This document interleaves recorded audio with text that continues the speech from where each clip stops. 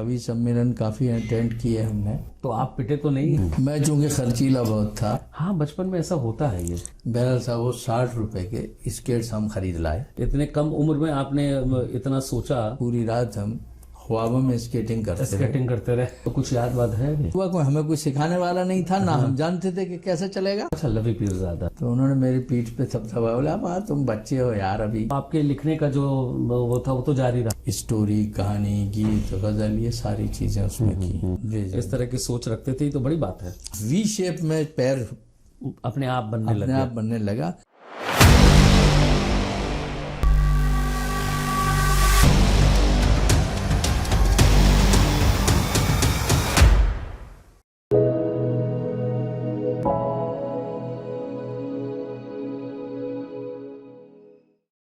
तो बोले आप मुझे सिखाएंगे? हाँ बिल्कुल।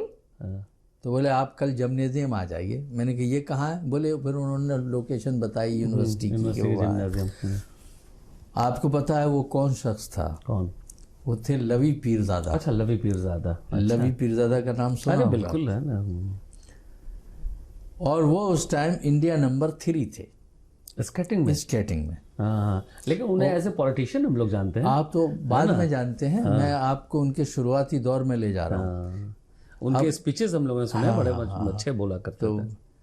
उसके बाद जो है अब साहब दूसरे दिन हम बड़े ही उससे यूनिवर्सिटी में पहुंचे, क्योंकि हमें किसी आदमी को स्केटिंग सिखानी थी। अब जब हम वहाँ, जबकि वो ऑलरेडी पहले से थे। मैं वही बता रहा हूँ। ये तो हमें बाद में सब चीज़ पता चली है ना।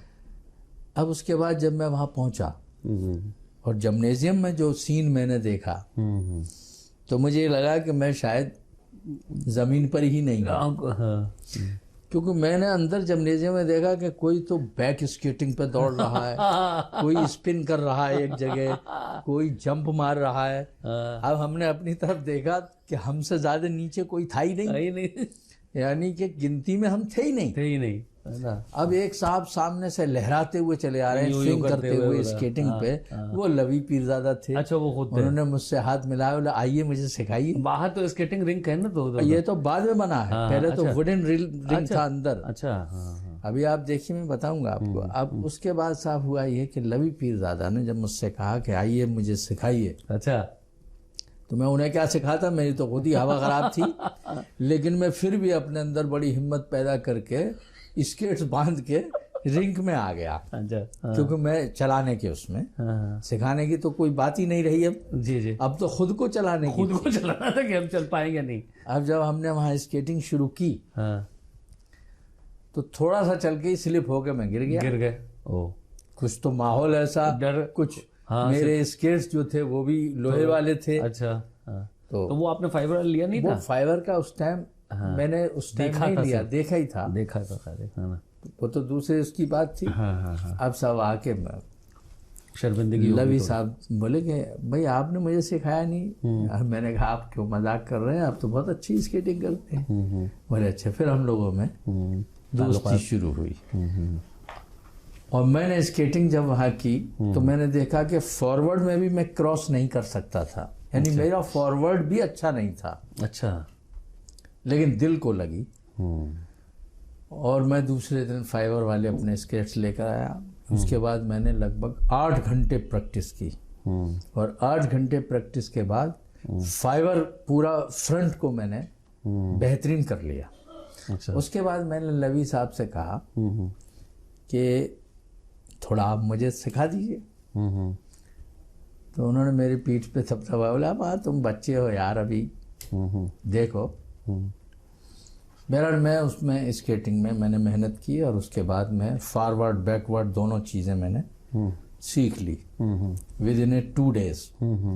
अच्छा। हाँ, इसके बाद वहाँ एक ब्रिज जंप मारा करते थे लवी साहब। अच्छा। इस तरह से पुल टाइप का था ऊपर से, वो आपने देखा होगा उस पे करके। तो वो एक रस्सी लटकी रहती थी, रस्सी से टच करके कूद जाते थे। अच्छा। मैंने उनसे कहा, मैंने कहा मुझे भी सिखा दो इसको। लवी साहब का ये वाला पार्ट हमें नहीं मालूम। हाँ, ये तो आपने बहुत लास्ट उसमें आपका वो रहा होगा। तो हुआ ये कि मैंने जब उनसे रिक्वेस्ट की, तो बोले नहीं तुम नहीं सीख पाओगे यार, तुम बच्चे हो अभी, तुम्हारे हाथ पैर और वो हो जाएंगे। लेकिन मुझे लगन थी। मैं एक बार आया भाग के और उस पर चढ़ तो गया और आगे कलामुंडी खा के गिरा हूँ देखो। फिर चढ़ा, फिर गिरा, लगभग 10 बार गिरा मैं। और एक बार जब मैं नीचे को गिर रहा था तो मैं इस तरह से जो हुआ हूँ, तो पूरा प्रेशर जब ये हुआ तो वो मेरा बैलेंस बन गया और मेरी समझ में आ गई बात। तो मैंने फिर ब्रिज जंप पे चढ़ना उतरना सीख लिया। चढ़ना उतरने के बाद हमेशा मेरे दिमाग में ये रहता था और आज भी है कि किसी भी चीज़ में कैसे हम नयापन तैयार करें।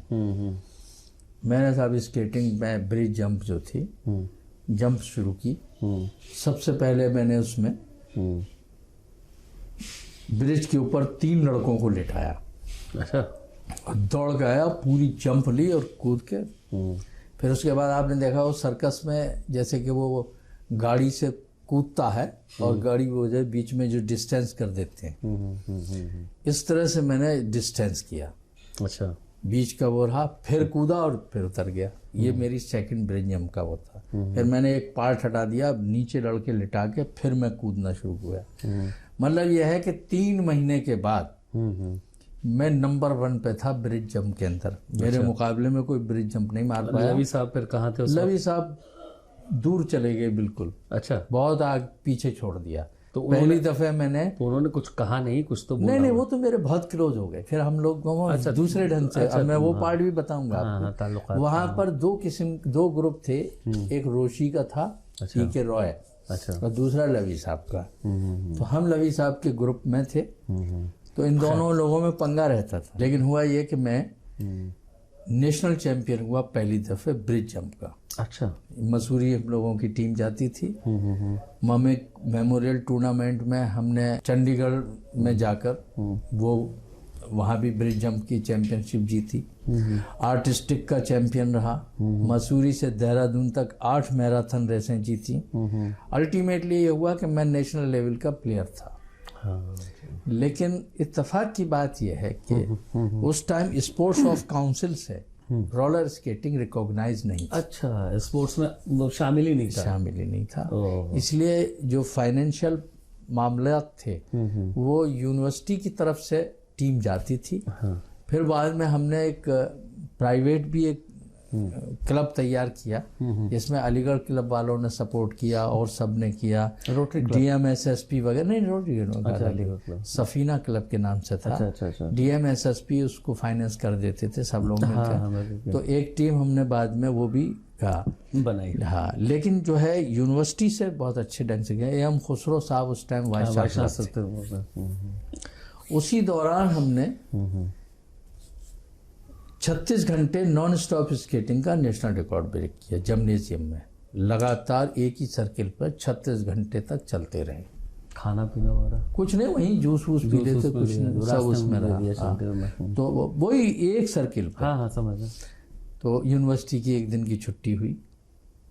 उसके बाद जब मैं लाहौर गया 78 में। अच्छा। तो उस वक्त लाहौर कैसे गए मतलब? हाँ, यही रोलर स्केटिंग से ही। हाँ, तो ऑन रोड। अच्छा, स्केटिंग से आप लाहौर तक गए? हाँ। कहाँ? अलीगढ़ से? मैं अलीगढ़ से। कितना किलोमीटर दूर है यहाँ से? ये मेरे ख्याल में 800-900 किलोमीटर तो है ही। लेकिन मेरा प्रोग्राम लाहौर से भी आगे का बन गया। अच्छा। हुआ ये कि रास्ते में ही, नहीं, थोड़ा इसको और थोड़ा एलाबरेट कीजिए। हाँ, मैं आपको बता रहा हूँ। कैसे आखिर अचानक कैसे चल पड़े लाहौर के लिए? अचानक दिल में वो थी।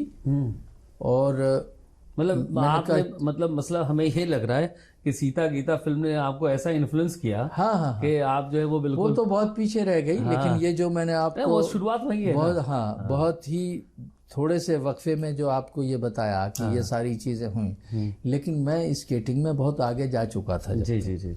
तो मेरे दिमाग में था, जैसे हमने 36 आवर का नॉन स्टॉप नेशनल रिकॉर्ड बनाया। हाँ। उसके बाद हमने कहा क्यों ना इंटरनेशनल भी एक प्रोग्राम किया जाए। हाँ, तो उस प्रोग्राम के लिए हमने सिर्फ एक ही जगह घूमने से बेहतर है कि कहीं एक जगह से दूसरी जगह चले। एक बार तो वो जो मैंने आपको बताया कि नयापन दिमाग में था कि कुछ ना कुछ वो होना चाहिए।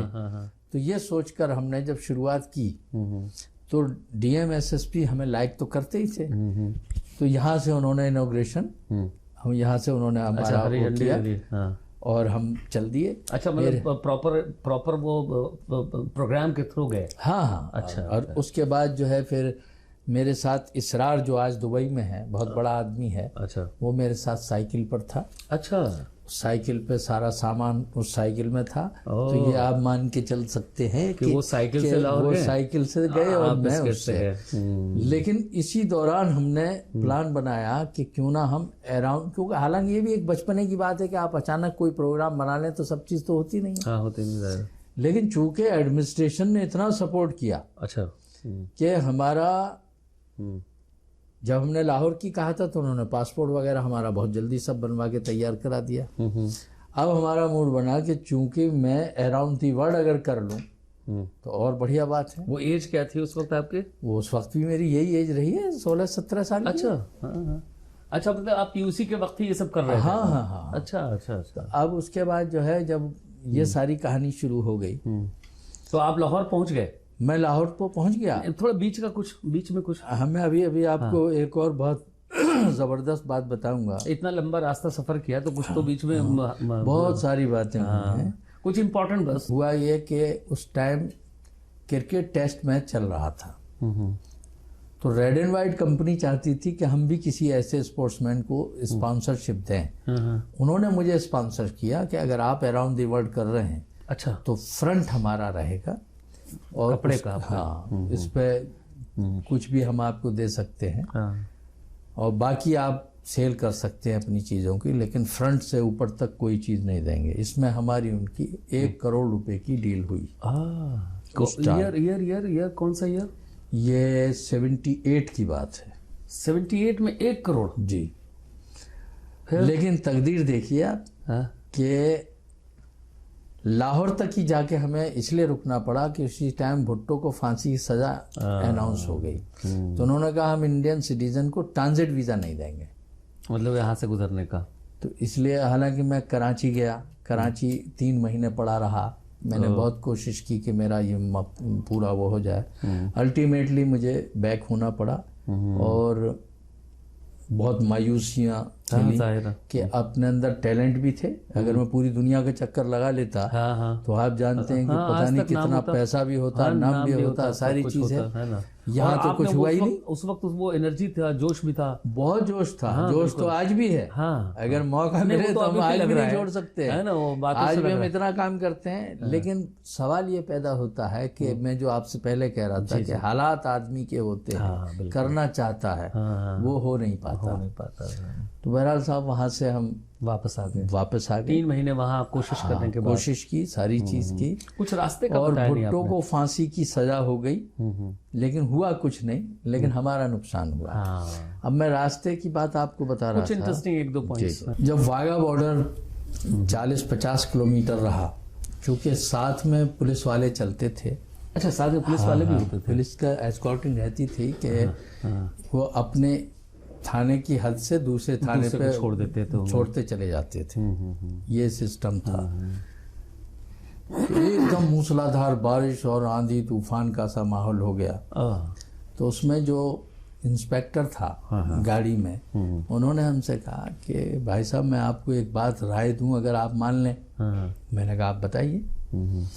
बोले इतनी दिक्कत हो रही है, इतनी सारी है, आपको भी परेशानी हो रही है, हमें भी हो रही है, क्यों ना ऐसा करें, आप कौन देख रहा है यहाँ, आप गाड़ी में बैठ जाओ, छोड़ देते हैं, हम आपको बॉर्डर से कुछ पहले उतार देंगे, फिर वहां तक रैली पूरी हो जाएगी। मैंने कहा राय तो आपकी बहुत बढ़िया है। मैंने कहा लेकिन आप एक बात बताइए, मैं अपनी पूरी जिंदगी में इस छोटे से कट को ही याद रखूंगा, कि मैंने इतनी लंबी रैली की और उसके बाद मैंने बेईमानी एक छोटे से टुकड़े पे कर ली। तो मैंने कहा ये मेरे बस का नहीं है। बिल्कुल सही बात। मुझे ये मंजूर है कि चाहे कितना भी बड़ा मेरे साथ हादसा हो जाए, लेकिन मैं चलूंगा इसी पे। और इस तरीके से मैं वहाँ पहुँच गया। मैंने वो पूरा किया।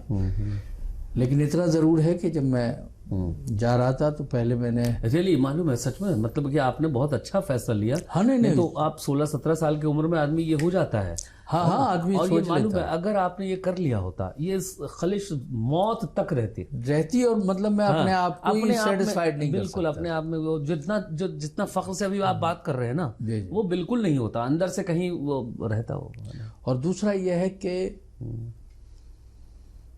सरदारों में जो बात मैंने देखी, एक ऐसी कौम है जी जी कि बहुत सारी जगहों पर हमें उनको सलाम करने का मन करता है। सही बात कह रहे हैं, क्योंकि वो हमेशा एक अच्छे और अच्छे जज्बे से काम करते हमेशा हैं। हमेशा देश के लिए तो बहुत भी है भाई। अभी भी देखिए आप फौज में देखिए सब, है ना।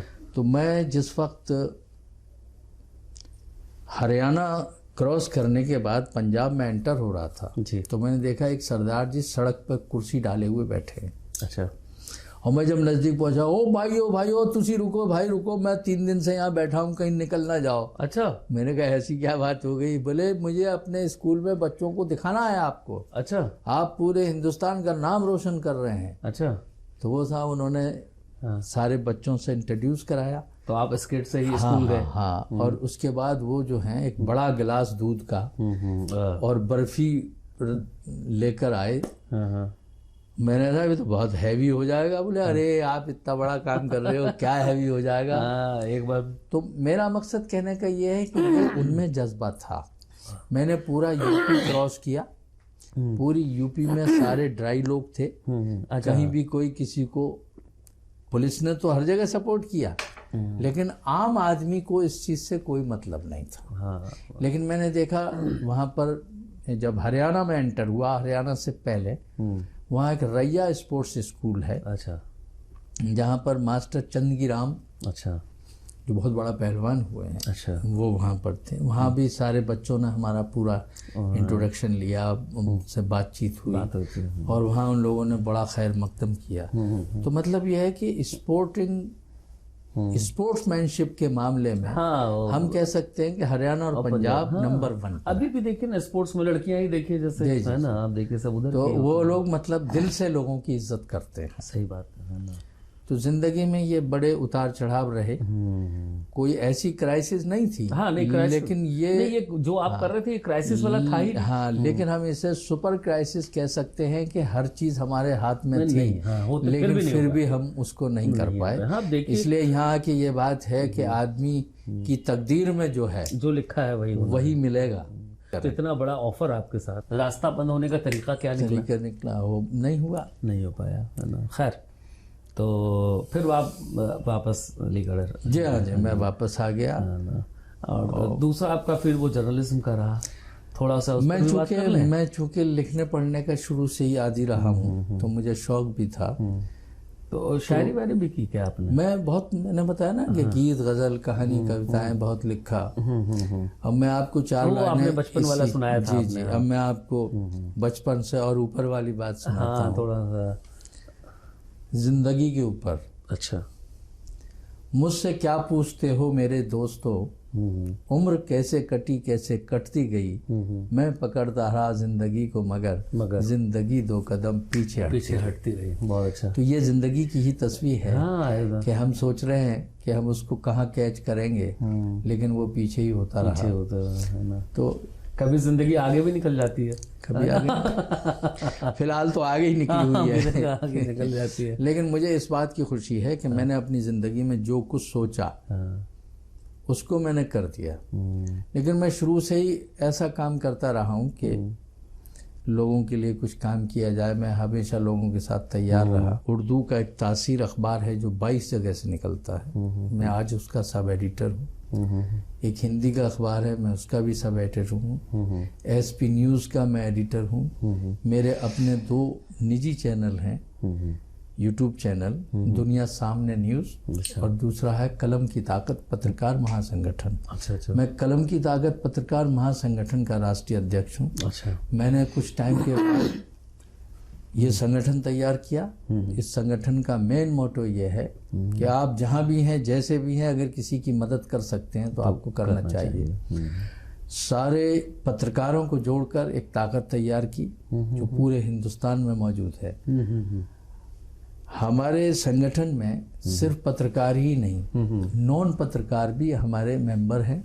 और पदाधिकारी हैं उसमें। अच्छा। उसमें प्रोफेसर्स हैं, उसमें डॉक्टर्स हैं, उसमें लॉयर्स हैं। तो ये सारे लोग मिलके अगर किसी की कोई प्रॉब्लम है, कोई ऐसा गरीब है, परेशान है, उसकी मदद करते हैं। बहुत अच्छा है, मतलब जो है वो, और ये हम लगातार करते हैं। इसकी हमारी मीटिंग भी जो है महीने के लास्ट संडे में हम अपनी एक मीटिंग भी रखते हैं। बहुत सारे लोग हैं ना जिनको सपोज बहुत सारे ऐसे लोग भी होंगे जो गरीब हैं बेचारे, और किसी ऐसे इसमें फंस गए, कोर्ट में चले गए, बहुत आए दिन अभी में हमने 3-4 काम किए हैं ऐसे, लगातार करते हैं पूरा एडमिनिस्ट्रेशन का।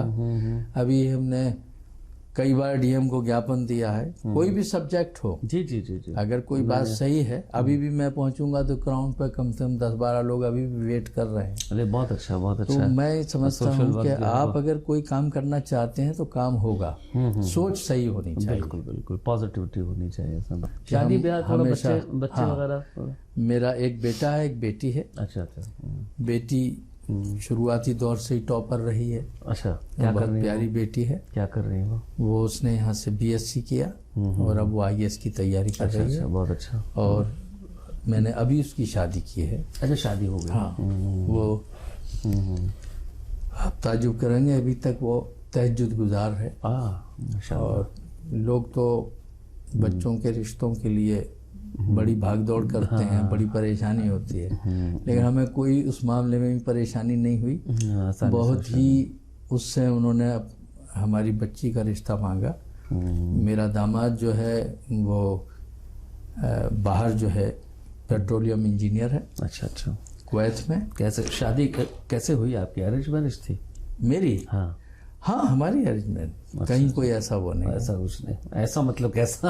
मतलब जैसा कि आम तौर से होता है, कोई किसी से प्यार वाला मामला कर लेता है, ये कर लेता है, ऐसा नहीं। हालांकि आपने जो सवाल किया है, में थे, मैं वही बता रहा हूँ। आपने जो सवाल किया है, इन जिन हालातों में हम रहे हैं, उसमें या जिस टाइप का ग्लैमरस लाइफ रही है, उसमें ये सारी चीजें बहुत सारी हो जाती हैं, पॉसिबिलिटी ज्यादा। लेकिन हुआ ये है कि शुरुआत में ही मैं बहुत स्ट्रॉन्ग रहा। हाँ, वो रहे, फोकस्ड रहे एक्चुअली जो है वो। तो मैं टारगेट पे फोकस रहा। वो सीता और गीता ने आपकी जिंदगी में जो है वो लाहौर तक पहुंचा दिया उसने। तो मुझे लोग ऑलराउंडर कहते थे। मैं बेस्ट स्विमर भी हूँ, बेस्ट राइडर हूँ, घुड़सवारी, निशानेबाजी, ये सारी चीजें पूरी तरह एक्सपर्ट रहा। कहानियां भी तो लिखते हैं शायद? हाँ, मैंने कहानी लिखी। एक कहानी ऑल इंडिया रेडियो पे मेरी बड़ी मशहूर रही, जिसका नाम था बरसात। अच्छा अच्छा अच्छा। बरसात के बारे में यह है कि आगरा का एक बहुत ही प्रमुख उद्योग है जूता उद्योग। जूता, और जूते का जो कारोबार है वो अक्सर बरसात में बिल्कुल 0 पॉइंट पे पहुंच जाता है। तो ये एक ऐसे कारीगर की कहानी थी। अरे वाह। कि जो बरसात में उसके पास पैसा नहीं था। अरे तो क्योंकि वो रोज को उसको पैसे जो मिलते थे, एक सैटरडे वाला दिन होता है, शनिचर का दिन, जिस दिन कारीगरों को जूता मालिक जो है पैसे बांटता है। उनका पूरे हफ्ते का जो काम होता है, बीच में वो लोग अपने पैसे लेते रहते हैं जब उन्हें जरूरत होती है। थोड़ा बहुत है ना, बाकी उस दिन फाइनल हिसाब होता है। तो मैं उस कहानी का थोड़ा सा टॉपिक आपको बता रहा हूँ कि जब वो रोजाना अपनी एक छोटी सी बच्ची उसकी थी जो 4 साल की थी, उसके लिए कुछ ना कुछ लेकर आता था। तो जब वो घर में घुसता था तो उसकी बच्ची उसका इंतजार करती थी और भाग के आती थी कि पापा आप मेरे लिए क्या लाए थे, और उसके लिए तो रोज का उनका वही सिलसिला था। बहुत अच्छा लगा। और जब बरसात में उसने देखा कि उसके पास जो जमा पूंजी थी सब खत्म, वो भी बरसात में खत्म हो गई। वो लेटे लेटे बड़ा परेशान था। रोज बच्ची उससे तकादा करती थी क्योंकि उसको आदत थी। वो कहता बेटा हाँ मैं कल लेकर आऊंगा, और उसके बाद जो है वो उसे समझा बुझा देता था, बच्ची मान लेती थी। इसी बीच बच्ची जो थी बहुत बीमार हुई और उसके पास इतना पैसा नहीं था कि वो उसका इलाज करा सकता। उसने अपने पास से जो उसके बाड़े बर्तन कुछ और चीजें थी उन्हें बेचकर उसने कुछ टाइम उसका इलाज कराया, लेकिन फिर भी उसको पैसा इतना नहीं हुआ कि वो उसको बचा पाए। और अल्टीमेटली उसकी बच्ची बहुत अच्छी कहानी, बहुत अच्छी कहानी। तो ये बरसात बहुत अच्छी कहानी है ना। इस पर कुछ करेंगे हम लोग, बनाइए है ना, करेंगे। बहुत इंस्पायरिंग रही स्टोरी। तो इसके साथ ही हमारा आज के ये प्रोग्राम ये ख़त्म होता है। अगले एपिसोड में फिर किसी शख्सियत से आपकी मुलाकात करवाएंगे और जानेंगे उनकी ज़िंदगी के बारे में, उनकी ज़िंदगी में परेशानियों के बारे में, उनकी ज़िंदगी की खुशियों के बारे में, उनके ज़िंदगी के उतार चढ़ाव के बारे में, और भी बहुत सारी बातें होंगी। तब तक के लिए हमें इजाज़त दें, अगले एपिसोड में फिर मुलाकात होगी। नमस्कार।